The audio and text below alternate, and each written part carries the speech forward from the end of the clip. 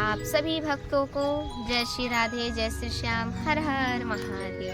तो आप सभी भक्तों का हमारे YouTube चैनल भागवत धर्म में स्वागत है, वंदन है, बार बार अभिनंदन है। तो आइए हम सभी हल षष्ठी की दिव्य कथा को श्रवण करें। जो हल षष्ठी के व्रत कथा को श्रवण करता है उसका जीवन धन्य हो जाता है, और जो इस व्रत को रखता है उनको संतान की प्राप्ति होती है। इसलिए आइए हम लोग भी इस दिव्य कथा को श्रवण करें। तो कहिए मेरे साथ, सच्चिदानंद रूपाय विश्वोत्पत्त्यादि हेतवे तापत्रय विनाशाय श्री कृष्णाय वयं नमः। वसुदेवं सुतंदेवं कंसचारूढमर्दनं देवकी परमानंदं कृष्णं वंदे जगद्गुरु। तो आप सभी माताओं को हल षष्ठी की बहुत बहुत शुभकामनाएं, और आप सभी इस हल षष्ठी की व्रत को रखें और अपने जीवन को धन्य बनाएं। तो आइए मैं आप सभी को हल षष्ठी की दिव्य कथा श्रवण करवा रही हूँ।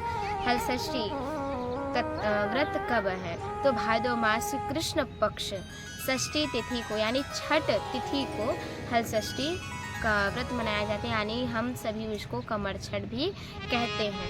तो कमर छठ जो भी रहते हैं, यानी कि ये हम सबकी एक नॉर्मली भाषा है कमर छठ, और इसको छठ भी कह सकते हैं, हल षष्ठी भी कह सकते हैं, हल सठ भी इसको कहते हैं। तो फिर हम और आप इस हल षष्ठी की दिव्य कथा को श्रवण करें। तो हल षष्ठी की जो मुख्य उद्देश्य है वे क्या है, हमें क्या करना चाहिए, क्या नहीं करना चाहिए। तो हल षष्ठी के दिन जब हम व्रत रखते हैं तो हल जोते हुए किसी भी चीज़ों का हमें उपयोग नहीं करना चाहिए। इस दिन हमें हल से निकला हुआ किसी भी चीज़ का सेवन नहीं करना चाहिए, ना ही पूजा में उसका उपयोग करना चाहिए।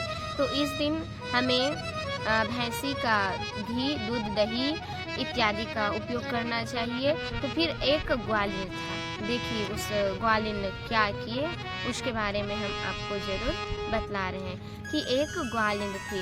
वे ग्वालिन क्या की, एक समय की बात है कि ये जो ग्वालिन है वे गर्भ अवस्था में थी, और जब गर्भ अवस्था में थी ग्वालिन तो फिर यह रोज़ दूध दही बेच करके अपना जीवन व्यक्त करती थी, यानी अपने जीवन को वे गुजारती थी। क्योंकि एक ग्वालिन है, ग्वालिन जब दूध दही बेचेगी तब जा कर के वे अपने जीवन को गुजार सकती है।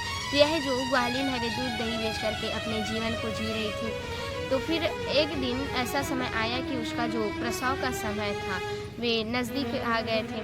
तो फिर ये जो ग्वालिन है वे क्या कि जब मेरा प्रसव आ जाएगा तो दूध दही नहीं बेच पाऊँगी, और जब दूध दही नहीं बेच पाऊँगी तो ये दूध दही खराब हो जाएंगे। इसलिए वे जो ग्वालिन है विचार की और गांव में निकल पड़ी दूध दही बेचने के लिए। और जैसे ही गांव में गई दूध दही बेचने के लिए तो वे गांव में जा कर के ज़ोर शोर से आवाज़ लगाई कि दूध दही ले लो, दूध दही ले लो।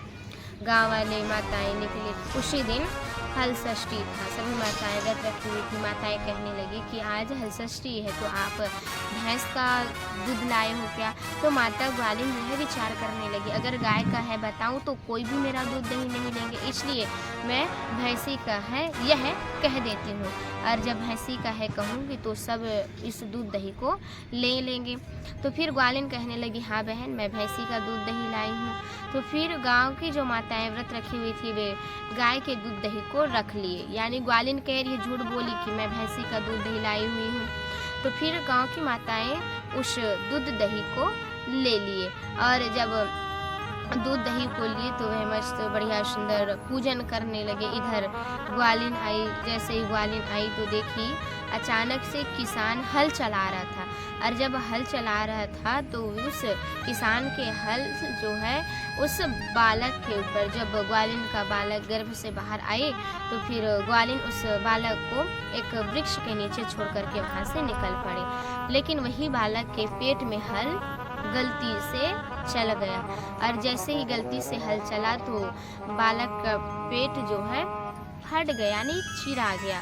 और जैसे ही वे फटा तो फिर ग्वालिन उधर से दूध बेच करके आई, देखने लगी कि मेरा बेटा का जो पेट है वे फट गया है। तो उसको ग्वालिन कांटों से क्या किए, सील दिए, और जैसे कांटों से सीला तो यह ग्वालिन दौड़ते हुए उस गांव में गई जहां वे दूध दही को बेची हुई थी। वे गांव में जाकर के सभी माताओं से हाथ जोड़ करके कहने लगी कि अरे ओ माताओं, मुझसे बहुत ही बड़ी गलती हो गई है। मैं आप सभी को गाय का दूध को भैंस का दूध बता कर के दी हूँ, इसीलिए आज मेरा बच्चा क्या पेट में हल चल गया है। मेरा बच्चा बहुत ही पीड़ित है, आप लोग कुछ कीजिए, मैं आप सभी से क्षमा मांगती हूँ।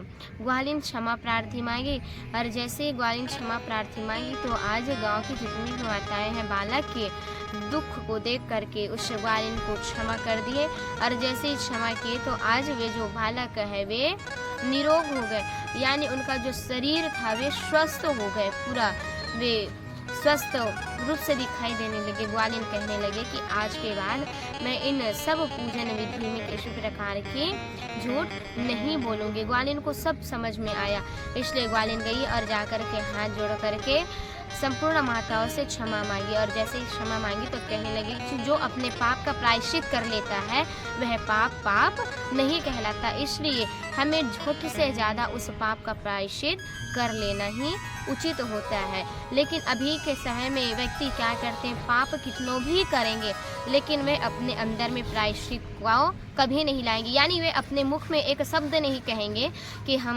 हमसे यह गलती हुआ है, हम यह पाप किए, ये शब्द नहीं कहेंगे।